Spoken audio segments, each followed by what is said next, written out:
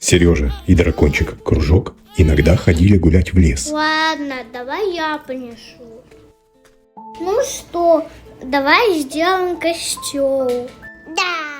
И Сережа с дракончиком насобирали дров. Кружок даже пытался притащить большое бревно, но у него не получилось. Сережа зажигает костер, но он тухнет.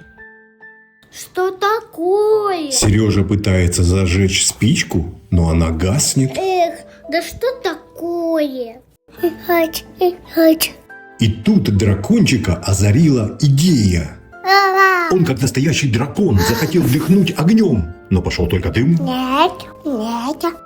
И тут дракончик выдохнул огонь и искры, и костер загорелся. Молодец, Кружок. Да. Иногда помощь приходит оттуда, откуда не ждешь. Каждый может быть волшебником до друга.